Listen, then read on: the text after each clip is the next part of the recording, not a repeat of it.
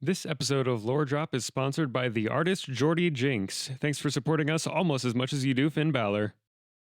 I feel like whenever we do an episode about Ted, it's just gonna all of it be redacted. Wait, who? Sorry, I had to. We gotta explain Ted. It's the entire episode is just beep,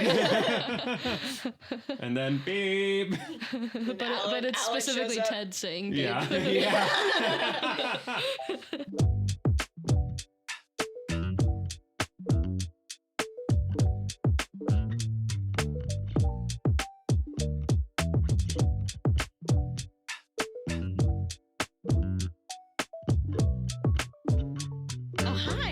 Oh, hi. We're recording? Yeah. That's crazy. Hi. Welcome to Lore Drop, a reinvent podcast, where we talk about reinvent stuff, lore and such. I'm Abby, the executive director of Reinvent Productions. I'm Ben, the creative and artistic director. And I'm Emily, and I'm also here. Emily is a fantastic contributing artist. Yeah.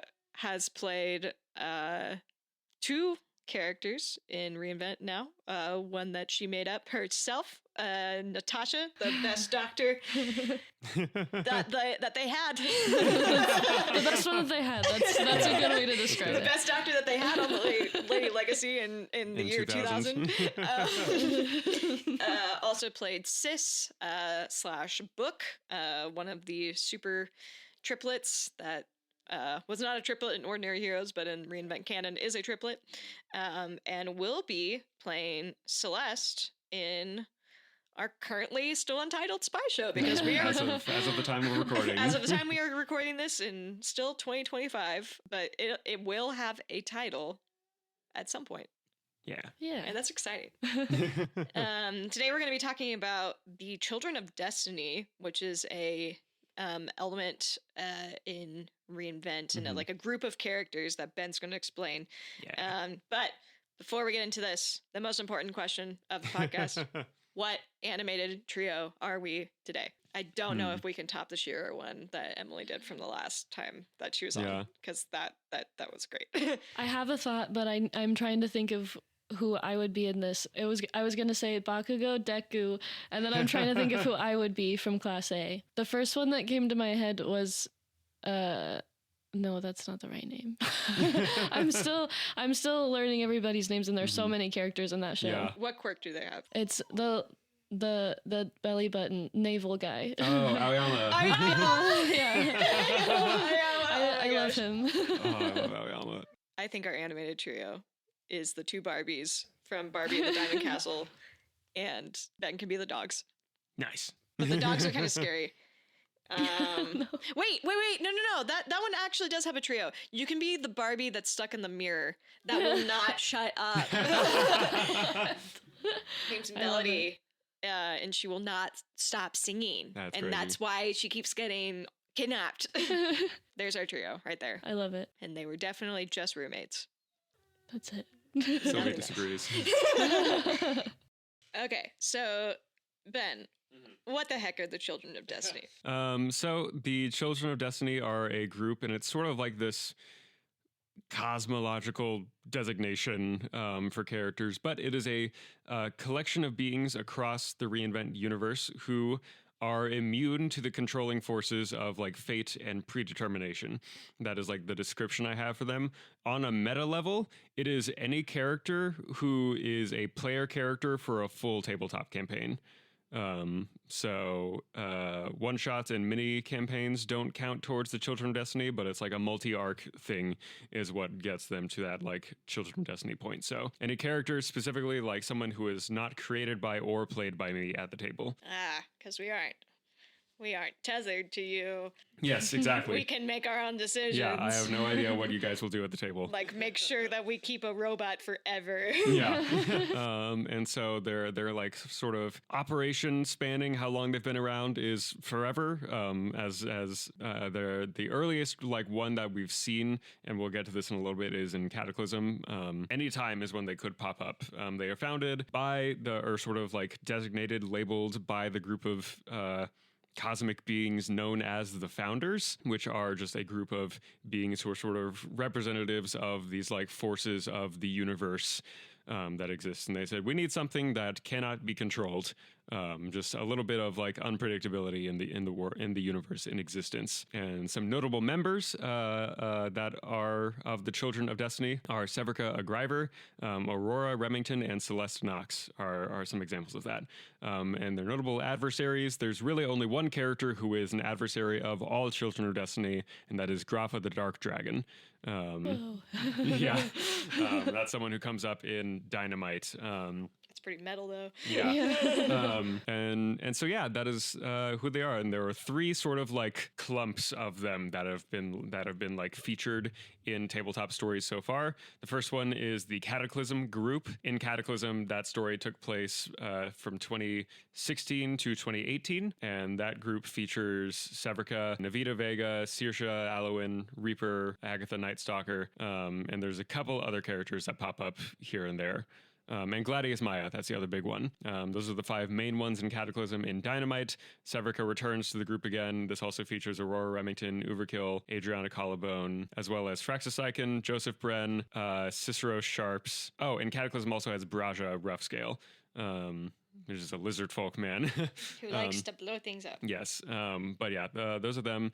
Gladius also returns in Dynamite later on. And yeah, and then Talon Squad is the third group of Children of Destiny. And that features Celeste, as well as Titus Imogen, Juice Carton Copperfield, Bartholomew Naston, and Kyle Breaker is the group of them there. As well as one of their villains, actually, in that story is also a Children of Destiny, that being Demi Carter. Tee-hee. But yeah.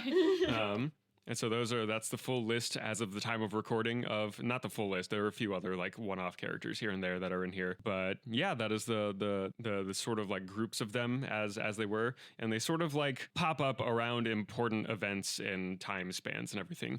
Specifically, the Cataclysm group influences the events in the story of Dustria City during the rise of the court spots, really. And then the Dynamite group influences the events and story of Earth as a whole during the alien invasion from the Empire of Dravik.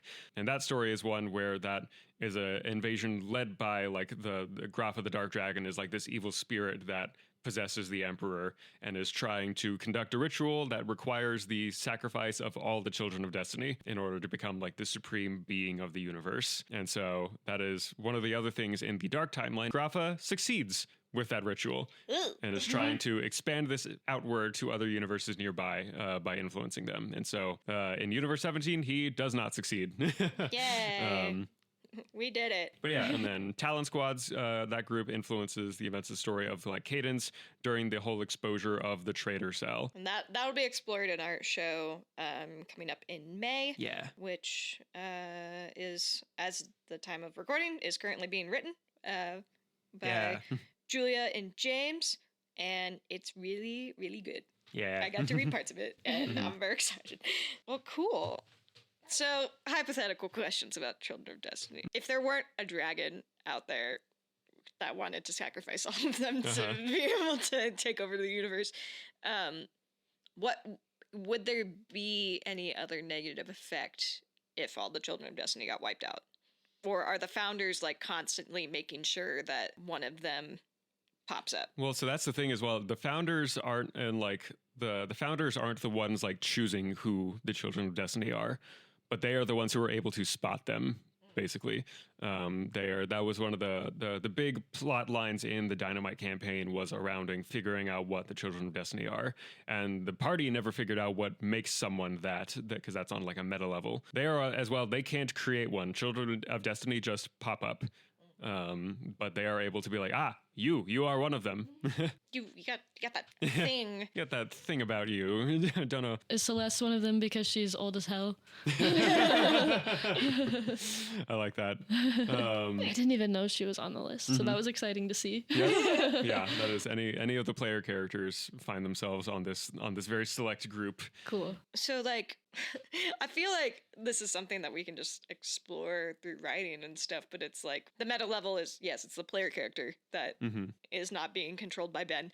Yeah. So that's why we're able to break away from what the universe said.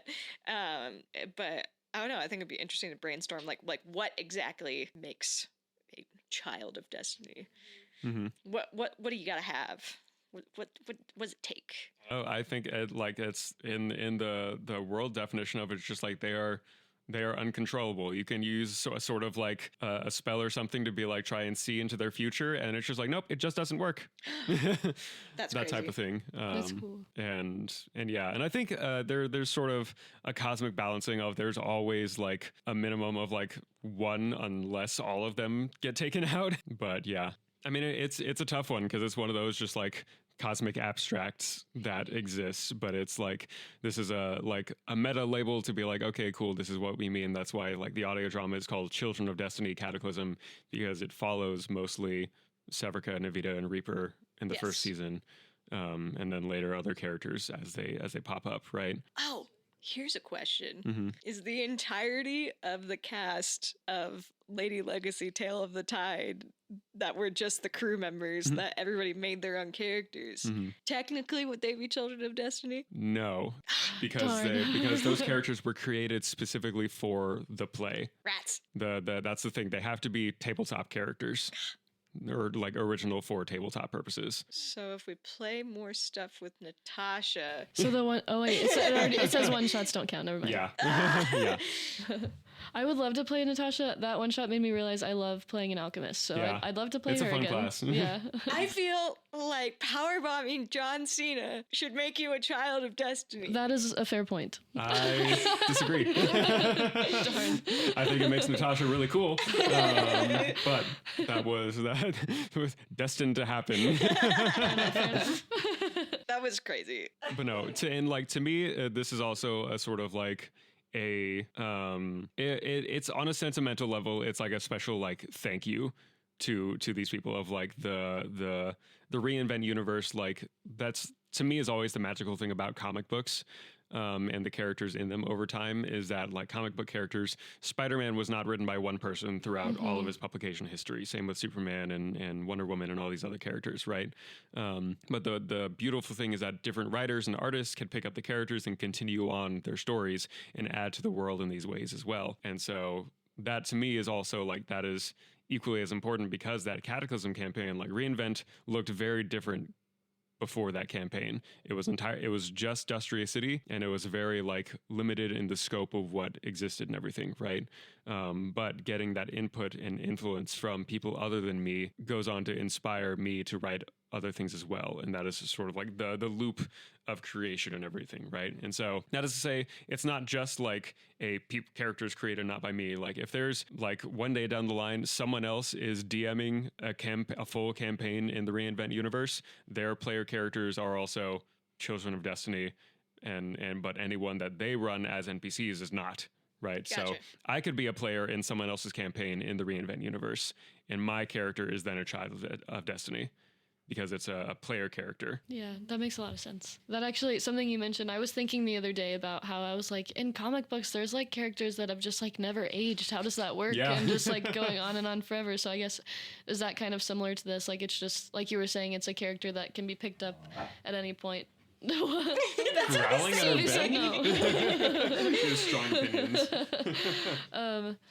Yeah, I guess that just made me rethink of that, and it made more sense in my brain that like that's just been a character that's been going on for forever, and I'm having trouble finishing my thought, yeah. but I think you get me. Yeah, I think The possibly. dragon in the corner yeah. is being very distracting. I think that's absolutely like a possibility, and that there's all these like different ways that their character can like manifest and contribute to stories going forward and moving forward and everything, right?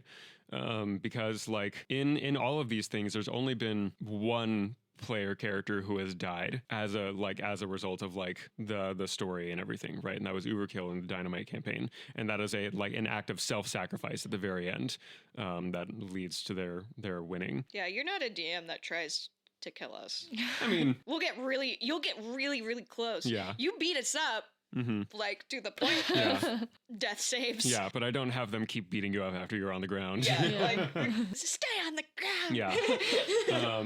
But that's to me as well, because like death is something in a story that I take the Attack on Titan approach when it comes to character death of when it comes to like important character death, I should say, is that when an important character dies, it should be an important part of their story as a character, or their death needs to be a catalyst for someone else's character growth down the line. And that's not to say that like, oh, I am dying because and that, you know, that is not like refrigerating, you know, not like Karen Page's death in the original Daredevil comics where she was just killed to give Matt Murdock extra character development. But that is to say that their death and the way that they died is something that influences another character. And so I typically try not to like kill off a character unless it's like narratively it makes sense for them to not be around anymore after this. Yeah. Do you like for the most part, because me and Noah have talked about like that kind of thing, like a major character dies and then something happens and they're brought back and it kind of cheapens, like if they had a hero death or something, it cheapens that whole story. Yeah. Is that how you feel about like these characters? Like if they were to die, like it's permanent? Yeah. Yeah. And I think that's one of the other things that is also a thing with the Children of Destiny of like, if they die, that's the resurrection is not something that is done very much in Reinvent. There are two characters who have been like resuscitated from death, but one of the rules that there is that if you are brought back to life after dying, you're fundamentally changed, and that there's something about you that will never be the same. And so the character of John in Cataclysm is someone who I like to say he is cursed with life, that it is part of his story that he is constantly being brought back to life against his will. He's not being allowed to rest. Yeah, and that further like deteriorates his the state that he is as his character, and that he is fundamentally, because those other iterations he is brought back as a revenant, and that is something that's like, no, it's just a husk of his body or whatever, right? Or a wraith, not a revenant. And then later on he is brought back as this weird like cyborg Frankenstein's monster type creature that isn't really him anymore. But then another character who dies, whose name is Remy, and he is sort of brought back as this like spirit of vengeance type thing, that he is just like, nope, you are being sent to Earth to fix some cosmic wrong that is happening right now. But in terms of like other characters, yeah, I think that is the other thing of like Children of Destiny, even those types of resurrections aren't even possible for them. Sort of like I think we did something. I need to go back and find my notes about Gwen, because I think I'd made that character. Oh yeah. That is one that we're still looking back at. So I made this surfer character that she was she was a Catholic paladin or something like that? No, cleric, not a paladin. Cleric. Yeah, she was a cleric, and but she was Catholic. She had a Catholic. The patron saint of surfers. I looked it up, whichever one that was, and like that was her, not patron. Is that right for cleric? No, patrons are warlocks. Her deity is Big G God. Yeah. That was like the whole thing. Is that like that patron saint is the one that she talks to? Yes. Okay. Yeah. No. Yeah. That was like the whole thing. She'd be like, yeah, no, yeah, like the Big G God, not the because at some point we'll talk about like the cosmic level deities. Of deities and all the things, and there is a hierarchy with it, and that Ben and I are still kind of playing with, but it has been interesting to kind of like play with that.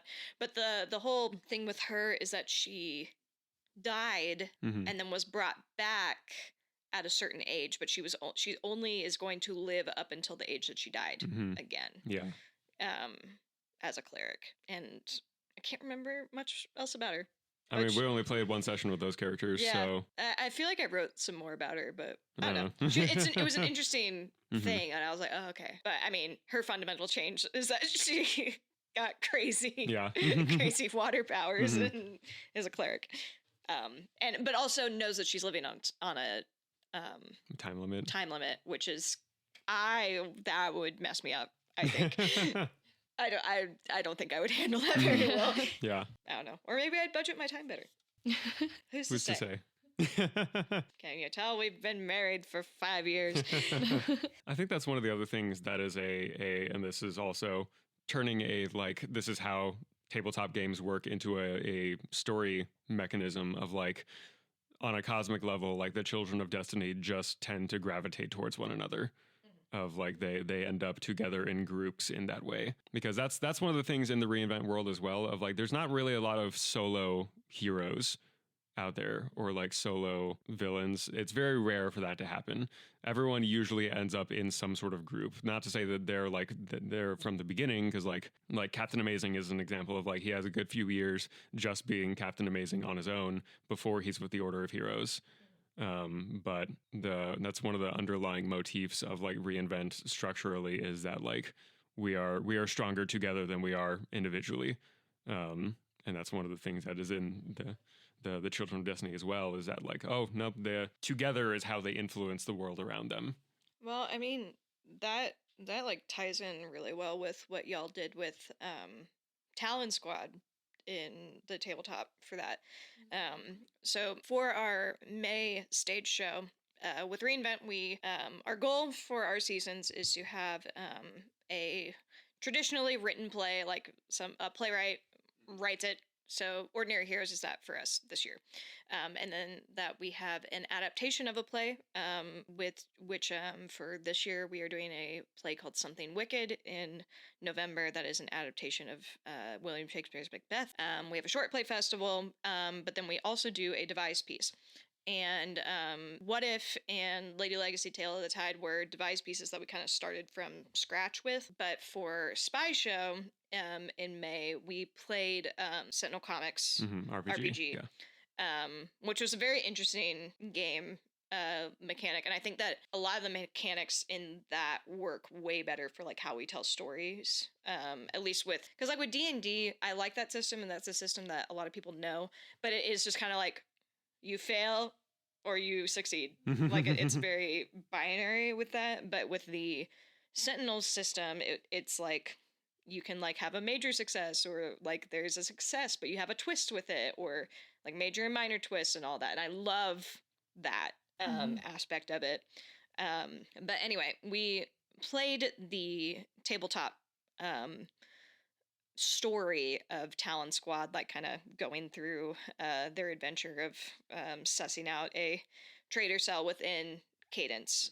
And I think it's interesting that it's like, oh, this ragtag squad of spies, yeah, I mean, is odd. It's an odd group, but like the fact that like all of them are Children of Destiny, that they gravitate together, and that they seem to be the one of the parts of Cadence that is actually functioning well. Yeah, I like that too. Just piggybacking off of that, and how like Talon Squad gravitated together. It kind of, to me, like was just a cool representation of like a dysfunctional like chosen family, and that kind of feels like what Children of Destiny. That's what, at least what it's speaking to me, is that like you'll find your people. Yeah. Absolutely. And I think that's kind of what we strive to do as a community. Like there's a lot of stuff this season that you wrote about when we were kind of like talking about the season, that we accidentally made a theme for 2026 about identity. And I don't know if you want to expand more on that. No, yeah, I think it's just that most of our, or all of our things this year that we have in Ordinary Heroes and Spy Show, Something Wicked, and Cataclysm have this underlying message about finding your identity, and finding that in community as well, and how that influences your identity in turn. But yeah, that's the the basic rundown of the theme and stuff. But I think as well with like that sort of like found family thing that with the Children of Destiny, that it's a unique thing, and it's sort of, it happens mostly because like, okay, you know, in the course of a campaign, players come and go sometimes, you know, life things happen. And so like in Cataclysm, we started off with our 3 players, and then they split up into 2 and 1, choosing different factions. And so when Reaper goes off to join the Bandits, that is when it's like, okay, cool, he's now by himself as one of these Children of Destiny, still within kind of proximity to the other ones, still in the same city. But then he stumbles upon Braja, who is another one. And then this is another like meta level thing, but like there's Arim is also there, and Arim is a one that is like was potentially could have been a Child of Destiny, but ended up not being one, right? And that is why he was susceptible to Grafa's control. And that is like on a meta level, it was one of those that was like, okay, cool, we have this player, I don't want him to be by himself, so I need our friend John pick up a second character to play with him as well. And so I was like, here, I got these two options, either of them interesting to you, and he picked one and the other one became an NPC. And so that was like the behind the scenes of that, but it also turned into a thing of like, cool, now there's two of these pockets of them that are around. It I think cracks me up that Braja is a child of Destiny. yeah, but yeah, and I like that's one of the things as well of like it's also part of, it's a little bit of an inversion of the trope of like the chosen ones or whatever, of this idea in fantasy stuff especially. And I think of things like Vox Machina or other like D&D actual play shows where they're like, oh yes, you know, you're the party because you have been chosen by fate to do these things, and this is like takes it the opposite direction of like, no, it is because you are the ones that cannot be controlled. You are these chaotic, unpredictable elements that you are the ones who have the most influence over the world around you. That is a little bit of like a, not a middle finger to the idea of it, but it's a subversion of the trope in that that's sense. cool. That's really cool. But yeah, that's one of the other things as well that I sort of dub some of these things as like eras of reinvent. So like Cataclysm and Dynamite are the two big ones because those were those campaigns and those are these big overarching stories that happen.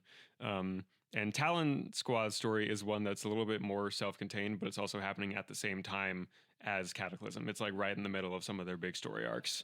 And so that still falls into that same era that the Children of Destiny are around the world and influencing things that are going on. Mm-hmm. Well, and I think timeline wise, even like around 2016, 2017 is when like Aurora has to flee Rondor and like gets on the Lady Legacy. Yeah, somewhere like around that that time. So it's like, it's very interesting just to see all the parallels that are happening.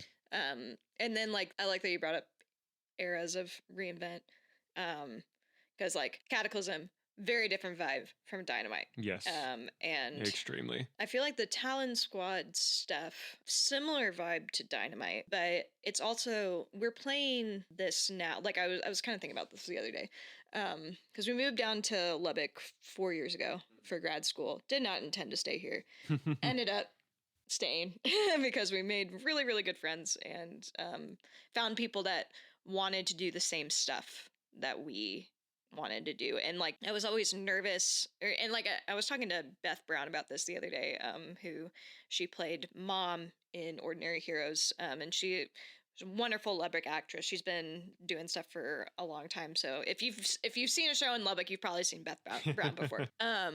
But I always like got just a little bit nervous, like when we brought in new people for Lady Legacy. I'm like, oh, are people gonna buy into this? Because it's like we're making theater about our D&D world, and it's like a D&D world that like Ben and I know really well, and it's like, do you want to play with these toys? Do you think that they're cool? And I think that that's why it's been like kind of like trickling in people, but I'm excited for this year of shows that like we are doing open auditions for stuff, so like it'll be more of like a leap of faith to be like, okay, who's coming in. And really the vibe check is, can you play well with others? if you pass that vibe check, you're good. Like there are people like sweet Liz Morgan, who is not an anime girly, not really a nerdy girly either. I think one of the first anime episodes that she's watched was when I made some of the cast members watch an episode of My Hero Academia for a character development thing. But she like has just full send, just committed with stuff, and it's been fun to see her grow. And I remember like with you, like Emily, you have grown tremendously in the past year and a half. Like when I first met you, like you are a completely different person now, and I think that that's amazing. But I like remember when we were closing Pirate Show, and I was like, okay, who are we going to have play the tabletop game? Because it's like, okay, who's going to have the time to be able to do because the tabletop devising, I mean, that's a commitment of playing it, and then potentially playing the character that you played on stage, that you played at the table on stage. But I was like, who I haven't seen on stage enough? Emily. And I want Emily to be more of a focal point for a show. I was like, I think that they're ready to either lead a show or be like a major leader in a show. And that's just kind of just like in general. This is getting away from Children of Destiny, but like for me as a director and as a theatrical artist and like someone who does have a teaching background, it's like I don't want to cast the same people over and over and over again. I find that boring.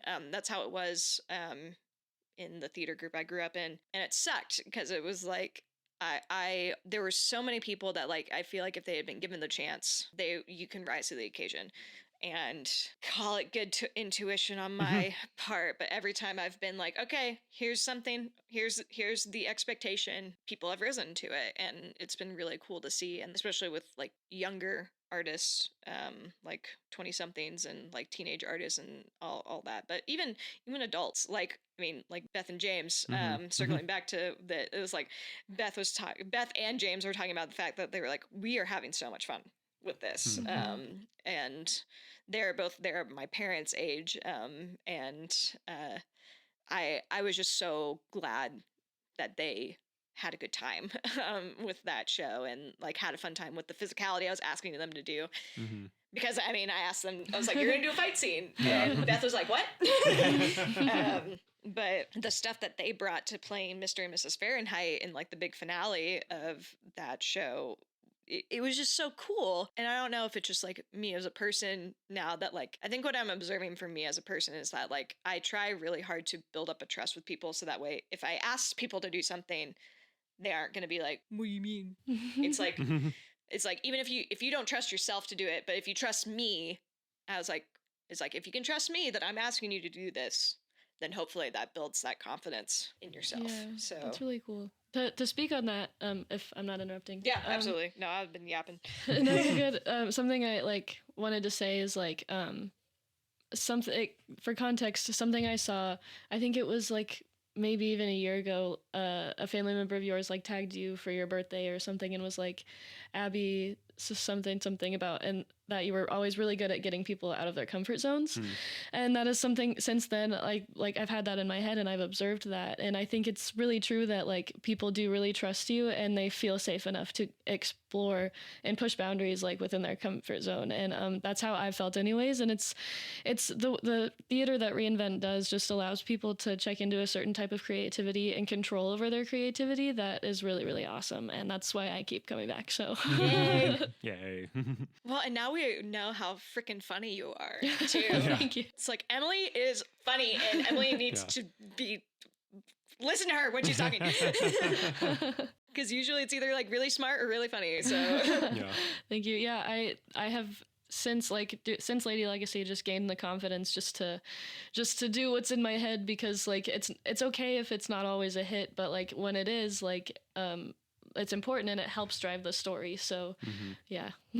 Yeah, absolutely. Well, and it's also one of those things that, as for tabletop players in general, because I want anybody who wants to do a tabletop game, like whether it's going to be something that is going to be adapted to one of our main stage shows, or it might be adapted to something else, it can be hard to do tabletop role playing. Especially when you're like dealing with like sticky topics and like harder topics. Like we actually threw at the party is like, oh yeah, one of your big bads is straight racist. Up is racist and is doing eugenics. Oops. Oh no. But like also just like dealing with like family things and all of that, and still like it being a safe place to explore the acting and like actually like open yourself up to have that emotion. But it can be hard to like, if you're playing with some random dude at the game store that you only see once a week, like I don't want to cry in front of Fred. No, like but I'll cry in front of Emily. Like if that happens, it's great. And I think I put this in my master's thesis, that Dungeons and Dragons and like role-playing games, that is devised theater. I think that a lot of times there's a lot of theater artists out there that like try and make it more complicated, make devising more complicated than what it is. And that's why with my master's thesis, I really leaned into how Tectonic Theater Project defines devised theater, which is just an exploration of how theater is made. And with their shows, they have so many different styles of how they've done devising, like 33 variations. Like they were looking at manuscripts of Beethoven's work from that.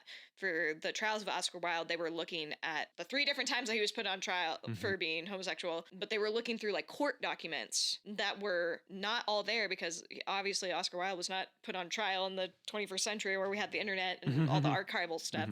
But going through that, and then with Laramie Project, they went up to Laramie to interview all the people, like so many different people that were involved in it. And I think what's fun with reInvent is that we're like trying to figure out the best way to do tabletop devising, and then the best way to do we've been calling it regular devising, and we need to come up with a better way I mean, I've been saying from scratch devising, where we're like picking out a thing like Lady Legacy. Like our toys in the sandbox for that were Jim and Aaron as characters, the Lady Legacy, and we were like, we want to do Y2K because Y2K pirate fashion, that's fun. And that's really that's what we had in the sandbox, and then people added on to that. And it's being able to be a good tabletop player, I think, makes you a better actor in general. Like for traditional theater, because you really have to be listening to people, not to just the DM, but also to your fellow players.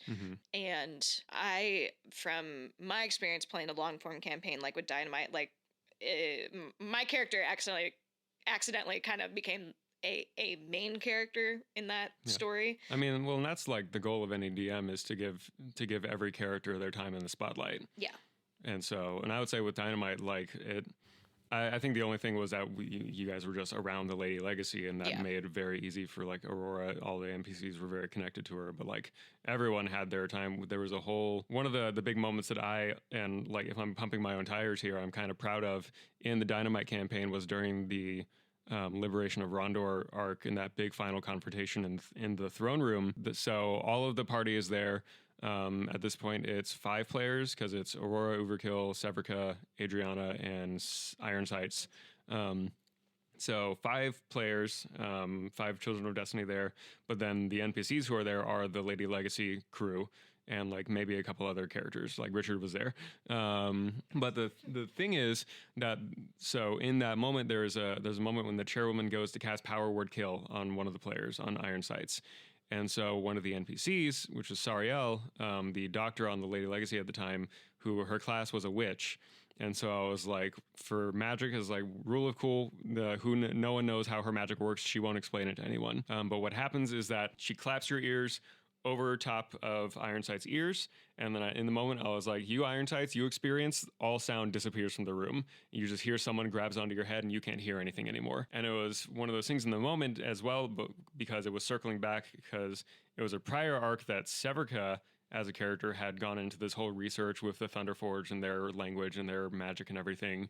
And so she knew that this, in the reInvent world, the power word spells are Thunderforge language. That's a small pantheon of gods. And so she knew that that's what was about to happen, was that, oh crap, Iron Sights is about to die. And then everyone sees Sariel clasping onto Iron Sight's ears and her hands are glowing. And then all of a sudden, Sariel is the one who falls over and is dead. And the thing is, that was leading up to that moment of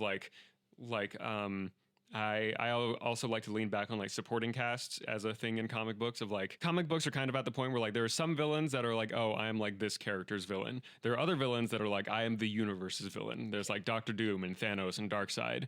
I'll fight anyone. Right. Whereas Scorpion is just a Spider-Man villain. But it was one of those is this villain was someone who was a villain to the whole party. But this individual character, Sariel, is specifically Aurora's supporting cast, right? But the thing is, in that moment was leading up to this as well, that the party had still been with and experienced this character for several sessions and several months of real world time as well, right? There's been multiple arcs. There was a whole teaching Adriana. She had a moment of teaching Adriana and asking her to help provide medical assistance to the crew at one point. And that was a big moment for Adriana of oh, someone is asking for my help in because Adriana was an alchemist, but was a bomber alchemist. And so it was oh gosh, okay, I'm actually being asked to heal people instead of hurt people now. And Iron Sights was this very lone lone wolf type character, not really lone wolf, but was sort of like a stoic kind of character that never really needed help and was the one being saved in that moment instead of the one saving someone else. And so that was a huge thing for his character. And then Severica as well as someone who is another character with that hero complex of like, I could have stopped that. Right. So that one thing, even though it's a moment that absolutely has the most impact to Aurora because that's her mother figure in that moment, is still something that like that influences all of them in that way. Right. Well, and like from a meta standpoint, you weren't gonna let one of the party members get killed. Like that was like a big thing. That because that would have really sucked if we had killed off Ray's character. Well, and we had all found the characters that you guys liked playing. Yeah, yes. Because like that was Ray's second character at the table. Because in the first one he was like, this doesn't really work with this party, and Severica had returned because Fraxis wasn't really working with the party that well. Yeah, we bullied that character out of the party. I don't know. I think it was just because it was John. Yeah, love you, John. He's a bard. You got to bully a bard. Yeah. But from a character standpoint. And I think that you and I had talked about this whenever it happened. I'm getting choked up thinking about this. This is the character I took the next day off work because I was so sad. And this is where the rule of if Ben makes Abby cry at the table that I get flowers. But the thing with Iron Sights is that we had gone back again, meta level, so that Ray's character had a connection with somebody. We went back and played like a little prequel campaign where Iron Sights was on the Lady Legacy for a while. And Ray and I are good buddies, and we had played love interests off each other during in undergrad, so we were close and have a comfort with each other. And there ended up being like this like little bit of romantic tension between Iron Sights and Aurora. She definitely had a really big crush on him, but he was like, I'm not staying on a boat. I'm so sorry. I love and care about you, but no, babe. And and also like Aurora never would have asked him to settle down. But I think with Sariel knowing how important Iron Sights was to Aurora, like being like, this is the last thing I can do for you, because Sariel has patched up Aurora so many times. If we're going to talk about stoic characters, very French, very stoic, very smart, but also a very compassionate character. And I think that that's really cool, that it's not just the children of Destiny in Reinvent that are making big moves and all that. Like being a child of Destiny, it's like, it's a cool thing, but there's other characters in the world that are doing cool stuff, like Natasha power bombing John Cena. Well, that's and like forget it. To bring up another like example that's in even with like the Talon Squad stuff, right? Because that was still like, it was a 2-arc campaign, so it was a lot smaller than the other ones, right? But that they still had a lot of interconnection there going and everything, right? And one of my things that I always say from a writing perspective is like, if you have if you have the right characters together, the story will come together. Right. And especially when it comes to like being a DM or GM, I kind of in my brain think of it as like playing a harp or a piano, right? Whereas like there's all these different things going on, right? We have all the players here, and it's just about finding the right character or instance or interaction to throw their way that can like influence everyone. So it's like at the end of that first arc with Project Alpha and Demi and everything, right? That like there was this like catalyst of like Steve's death and everything that was like, we never actually got to explore everyone's relationship to him at the table, but we in the wake of his death, everyone was able to retroactively explore what that relationship was. But also, so going on this whole journey of trying to chase down his killer, finding other revelations out about everyone. Especially, and I think that's one of the things that we knew going in, because we told everyone, we're like, okay, also none of you are going to play humans. That was one of those things that we were just like, we're going to have this be a thing, right? And that shows that diversity among the group, but then being like, okay, cool, here's the villain of this arc, and he's racist. Right, and that's something that it's a small detail. He is an actual human supremacist. Yeah, it's bad guy. It's a small detail. And it's a character that you guys didn't interact with in person until that point, right? And even before that, you guys had like heard his voice maybe 3 times, right? But it's someone that like, this is a character who evokes a reaction from the people at the table, and that reaction is what leads towards like that storytelling, right? And that's something that like that early arc, and I think all of us can agree, is like there were some ups and downs. It was kind of frustrating sometimes because we were all learning the system together and also learning how we all operate as players at the same time. And so that session was the one where I think we all really found our stride. I think so. And locked together as like a puzzle piece type thing. And so everyone sort of in the moment was like, okay, no, screw that guy. We're gonna purposely, like, and this is the other thing I always say as a GM, of like, the less you sort of plan, the better you'll be at the table, because like you'll be able to adapt on the spot more when the players inevitably, and they always will, throw your plan down the drain. This nice plan? Screw it. Right, because we were going to be like, okay, yeah, and Demi, someone will have to shoot him because Demi can't. And then you guys found a way to make it so Demi could shoot him. And I was like, cool, okay, now she killed him, and now she has to frame them. Right. And that's something that, like, finding that one character who is the, like, sum total antithesis to all of your characters is like, it's like a boiling pot. There will be a reaction that is powerful, right? And that kickstarts everyone into the very next thing of like, cool, we found this group of player characters, these Children of Destiny. They interact well when they are put in situations where they have to interact with other characters, and seeing their connection to each other and these other people around them is what actually makes their story very interesting. And that's one that's like, I would have loved for that. And this is a note that we've had, is like future tabletop devising. We're just doing a full campaign, and then the writers will pick an arc from the campaign to turn into the play. Because I, like, going into the goal was like, okay, cool. Start off with the Celeste arc. Maybe we should have started off with an everybody arc. And, you know, I mean, like, and learning happens. But what was fun collectively as a group, that we figured out that initial arc with Demi, canonically, that we want it to be after the Traitor Cell arc, which is like, I really like that. I find Demi to be a very fascinating character, and just an interesting character to play with, and kind of hijacked a little bit of your character without telling you about it. But oh man, that's an interesting thing to think about with Children of Destiny. So in the future, in a couple months, we're going to be doing episodes about Celeste and Demi, but just a Spark Notes version of it. Celeste is an elf, Demi is a human. At one point, they were one person. They were a half elf, and Dr. Carter, being a human supremacist, just wanting to basically play God, was able to figure out how to split the DNA in order to make a full human and a full elf. Even though those characters both are Children of Destiny, but it's like an interesting thing to think about. It's like their soul is split between the two of them. Yeah. And how does that affect That's them a good question. as Children of Destiny? Yeah. That is a really good question. I want to, with you, explore those two characters more.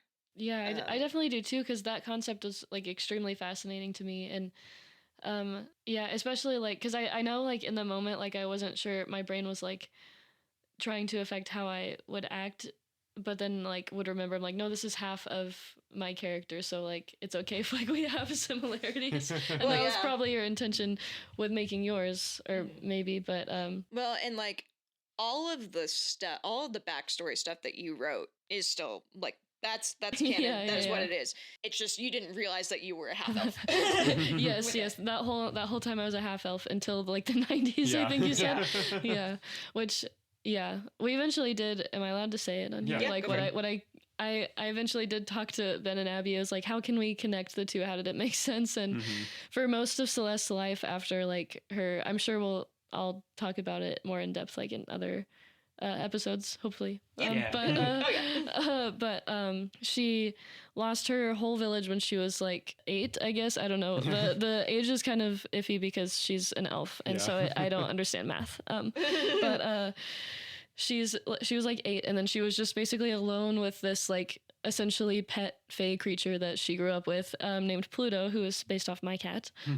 And she like late in some time in the 90s ran into Dr. Carter is his name, right? Yeah. Ran into him, and they like he tricked her and they fell in love, and then that's when the whole split happened. And like I kind of imagine that after the split happened, she didn't like remember him at all. Yeah. Well, and I think that we had talked about that that he's able to like do selective memory things with it. I don't know. I, I don't remember that. okay, Jules and I were talking about this. Yeah.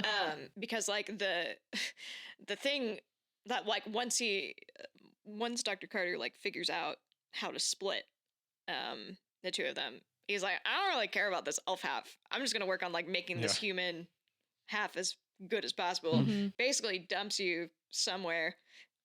Refuse to say. We'll figure that out at some point. But you do not have the memory of being split. Mm-hmm. Demi also does not have the memory of being split. She has to find that out, and that's when she finds that out, she's like, I am going to go on a rampage and kill this man. I like to, since I hadn't answered your question yet, that is a good that just made me think of, that is like what Demi's like a catalyst event for her, not the only one, but a catalyst event for like getting moving, and like if the Children of Destiny are not controlled, like she is a very like, I'm gonna do what I want to do character. And so Demi, and that's a really interesting thing, because she is like that. Yeah. But after she does kill Dr. Carter, she does go back to the chairwoman, same chairwoman who killed Sariel. Yep. I don't like this person. She goes back to the chairwoman and she's like, okay, cool, I did it. I'm done with Project Alpha. And then chairwoman's like, okay, cool. You don't exist. You don't have a social security card. You don't have you don't have a birth certificate. You don't have like anything. Like you do not exist as a person. So good luck. And Demi's like, well, shoot. What am I supposed to do now? So she ends up staying with Project Alpha, also because Neville, aka Super Commando, he's like, I'm not leaving. And she's like, well, I guess I won't leave either. And I think that there's like definitely an identity crisis there. And just like kind of wrestling with that. And I think that that's an interesting thing for a child of Destiny to be like, to feel trapped. And I think that like everybody who's played a child of Destiny character has felt trapped in some way. And like having that basic conflict of needing to break out of whatever situation they're in. Well, and that goes back, especially like the grouping up of them, right? That like exponentially increases their ability to change the world around them, right? So that's part of the like the foil between Demi and Talon Squad. There is that Demi is operating by herself, whereas Talon Squad is 5 of them all together, right? So from Which that is level, why I could not outsmart 5 of you. That was the most frustrating thing. Trying to outsmart 5 people at once was very difficult. I think that's the first time in Reinvent that like Children of Destiny are at direct odds with one another. Because any other time they're all on the same side. And I think that that's something for future stuff to explore. Yeah. Like a lot. Like I think. Yeah, because it's not that there aren't evil ones. Like if you look at the like alignments of the Dynamite characters, Overkill was like a chaotic evil character. In Reaper's a party. not a good character. Reaper is also an evil character, right? With the alignment, right? But that's more in service of like not the deeds that they do, but like what they're doing it for, right? And so it's like, yeah, they have their own motivations and purposes, but yeah, it's the going against each other makes Talon Squad that unique one. Yeah, and that's why I just want to write more for Demi. I was bummed out whenever we were like, this isn't working, and we're like, okay, that's fine. We all like thought it was a really cool like concept though, and especially like the point you made, like she was saying like, you don't exist, this and this. There's so much I feel like you could do with Demi now that she's not serving that same purpose anymore. Yeah. Well, and I think that Celeste still has that phone. Yeah, Celeste will never lose that phone. Yeah. I think that's a very interesting thing to explore down the road with that. And do you like the Children of Destiny at odds? Like that I think is very interesting. Yeah. and the founder's looking down, and they're like, "Ooh, this is gonna be this is gonna be messy." Yeah. And Ted's like, "Yeah." No, yeah, because they're just like, wow, that's never happened before. Let's take notes. Yeah. Well, this episode was not what I expected it to be, but I think that's pretty great. And that's what happens sometimes. And we hope that y'all found it interesting, and that, I mean, whenever we're gonna start playing more D&D, right? Yeah. Get more Children of Destiny. Please. Absolutely. Get more chances to powerbomb John Cena. That's That's all I great. need. We need to make Natasha a child of destiny. But before we go, Emily, do you have anybody or anything you want to shout out? Yeah, I actually am also a member of Lockjaw Comedy Improv, and we do our best to have shows like once a month. And I think our next show is coming up on March 27th. So yeah, hopefully you can come and see that. Yes, they are very funny people. Yeah. Great. It was a great night out. Those shows are this show in particular will be at Hollingsworth Hall Cultural Center. We will put in the show notes a link to the ticket website for them. But we love getting people out to see good improv, and they are quite funny people. Mhm. So Yeah. go out and support this group. That's about all we have for today. Thank you so much for listening. And remember, Being fantastic starts with being a fan.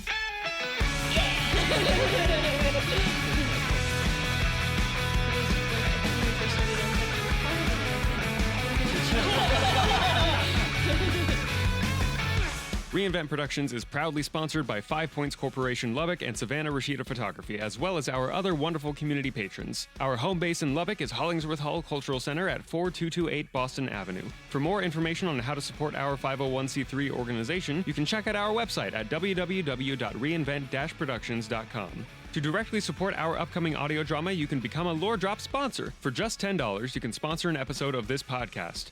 All donations will go towards support for our upcoming production of Children of Destiny Cataclysm Season 1, which will begin releasing episodes June 22nd, 2026. Funds will go towards paying our wonderful voice actors and creative staff for their fantastic talent and time. We have over 30 artists globally working on this production, and we can't wait for you to hear it this summer. You can donate at givebutter.com/Lore Drop sponsor. You can also find us on Instagram and TikTok at reinvent.productions, as well as on Facebook and Twitch, where we stream gaming and a look behind the scenes on how we create our new works. Be sure to follow us to stay in the loop about upcoming productions, auditions, and more. Thank you so much for listening, and we'll catch you in the next episode of Lore Drop.